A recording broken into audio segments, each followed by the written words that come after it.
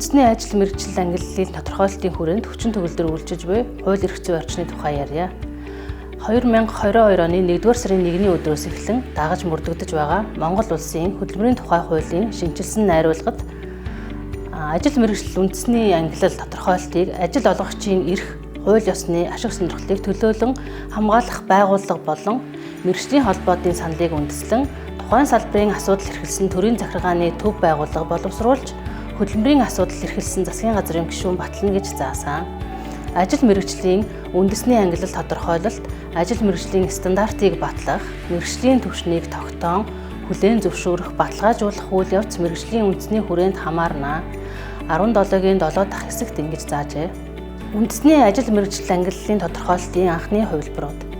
Олон улсын хөдөлмөрийн байгууллагын ажил мэргэжлийн стандарт ангиллал ISCO 08-ын дагуу Монгол улсын үндэсний ажил мэргэжлийн ангиллал тодорхойлолт цаашид UAMAT гинэ анх 1993 онд мэргэжил албан тушаалын нэрийн нэгдсэн жагсаалт нэртэйгээр Монгол улсын хүн амын бодлого хөдөлмөрийн сайдын 1993 оны 12 дугаар сарын 31-ний өдрийн 235 дугаар тушаалаар үндэсний ажил мэргэжил ангиллалын тодорхойлолтын анхны хувилбар батлагдсан гарсан байдаг.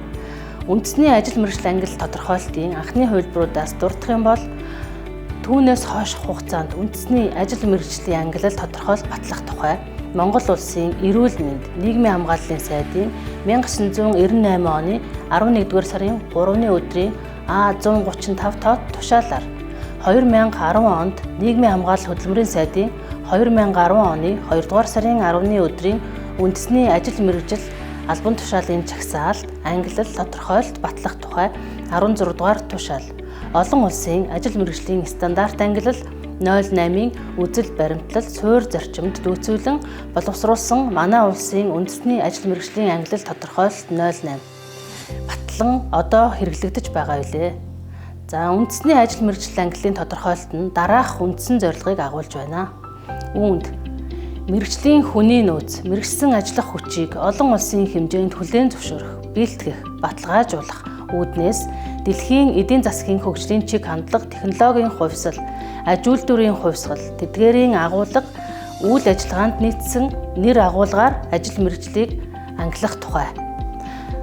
Үүнд хүний нөөц ажлын байранд тавигдах шаардлага, улмаар мэргэжлийн ур чадвар, зэрэглэл зэргийг тогтоох, түүнд үндэслэн цалин хөлсний бодлогыг хэрэгжүүлэхэд холбогдлолтой мэдээлэл цуглуулах, боловсруулах, шийдвэр гаргах төвшөнд мэдээллийн бодит чанарыг хангах, олон улсын хэмжээнд судалж харьцуулах боломжийг бий болгох.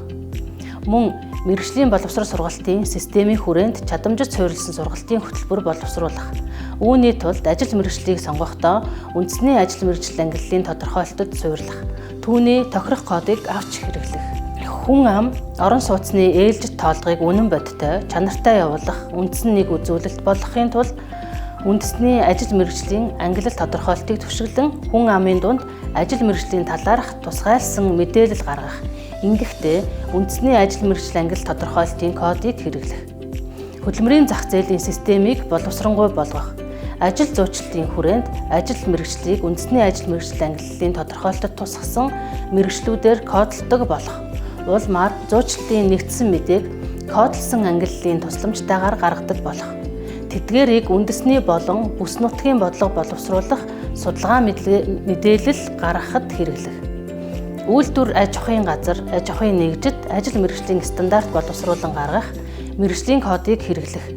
Ажил мэргэжлийн стандартад үндэслэн хүний нөөцийг зөв зохистой сонгох, чадварлаг хүний нөөцийг бүрдүүлэх зэрэг болно. Ажил мэргэжлийн тодорхойлолт. Үндэсний ажил мэргэжил ангиллалын тодорхойлолтын бүтэц бүрэлдэхүүн, түүнд дүүцүүлэх боловсролын түвшин, дотоод бүтцэд байгаа ажил мэргэжлийн бүлэг, дэд бүлгийн талаарх ойлголтын тухай ярья. За ажил ба мэргэжил. Үндэсний ажил мэргэжлийн ангиллал тодорхойлолт үзэл баримтлалын тухайд олон улсын болон үндэсний ангиллал тодорхойлолтод ажил ба мэргэжил гэсэн хоёр чухал ухагтхууныг үндэс болгосон. За ажил ба мэргэжил. Ажил мэргэжлийн тодорхойлолт нь үндэсний ажил мэргэжлийн ангиллал тодорхойлолтын бүтэц бүрэлдэхүүн, түүнд дүүцүүлэх боловсролын түвшин, дотоод бүтцэд байгаа ажил мэргэжлийн бүлэг, дэд эцсийн талаарх ойлголт. За ажил гэдэгт нь ажил гэж энэхүү ангиллын статистик нэгж болох ажлын нэг байр буюу нэг хүний хийж гүйцэтгэх зорилт даалгавар, үүрэг хариуцлагын нэгдэл. Нэгж буюу нэг хүн гэдэг нь ажил олгогч, ажилтан, хуваарай хөдөлмөрлөгч аль аль нь орно. Ажлын байр гэдэгт албан тушаалыг хамруулан ойлгоно. Үндэсний ажил мэргэжил ангиллын тодорхойлолт 08-д энэ тухай дурдсан байна. За мэргэжил. Мэргэжил гэдэг нь тодорхой ажил хөдөлмөр эрхлэхэд шаардлагадах мэдлэг, чадвар, дадлын цогцыг хэлнэ. Мэргэжлийн боловсрол сургалтын тухай хуулиас. За ур чадвар, мэргэжил. Ур чадвар мэргэжил гэж тухайн төрлийн үйл ажиллагааны хүрээнд тодорхой даалгавар, хариуцлагыг биелүүлэх ажилтны чадвар, үндсэн зорилт, даалгавар, үүрэг хариуцлага нь дээд зэргээр адилдах шинж чанар, агуулгатай болсон ажлын багц нь ажил мэргэжил юм а.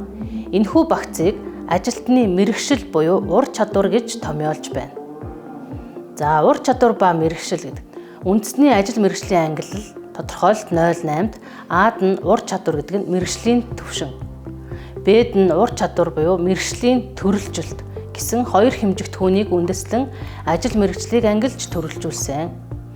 Ажил мэргэжлийн оноосон нэр индекс код 1 ба түүнээс дээш кодын утга учир кодоор ажил мэргэжлийг хайхад юуг анхаарах ёстой вэ? За, юуны өмнө ажил мэргэжлийн албан ёсны нэрийг зөв тогтоосон байх хэрэгтэй. Үүний тулд танд үндэсний ажил мэргэжил ангилал тодорхойлолт 08 байдаг бол ерөнхийд нь танилцаад авах хэрэгтэй. Хэрвээ байхгүй бол энэхүү хичээлийн талбар дээр байршуулсан линкээр ороод түүний дижитал хувилбартай эхлээд танилцах нь зөв юм а. Ингэхдээ ангиллын бүтэц бүлгийн зохион байгуулалтын дарааллыг сайн мэдэж байвал ажил мэргэжлийн тохирох индекс кодыг олоход төвхөн болно. Үндэсний ажил мэргэжил ангиллал тодорхойлолт 08-аас хэрэгцээтэй ажил мэргэжлийн нэр индекс кодыг олохын тулд бүлгийн дарааллаар хайна. За, яаж хайх талаар ярилцъя. Үүнд үндэсний ажил мэргэжил ангиллал тодорхойлолт 08-ын бүрэлд хүн, бүтэц, тэдгээр нь кодтой хэрхэн уялдах вэ? Бүлгийг үндсэн, дэд, бага, нэгж гэж ангилсан. Нэгж бүлгийн эхний 4 оронтой тоон тухайн ажил мэргэжлийн олон улсын индекс кодыг харуулж байгаа. Тухайлах юм бол 2111 код дотор физикч, одон орон судлаач гэдэг мэргэжлийн жишээн дээр харъя. Үндсэн бүлэгт 2 гэдэг нь мэргэжилтэн. Ихтэй сургуулийн боловсрол шаардлагадах тул 2 дугаар бүлэгт орно. Дэд бүлэг 21 шинжлэх ухааны инженерийн мэргэжилтэн. 2 оронтой тоон аль салбарын мэргэжилтэн гэдгийг зааж өгч байгаа. За бага бүлэгт нь 211 физик, бит, бодис, геосудлалын мэргэжилтэн.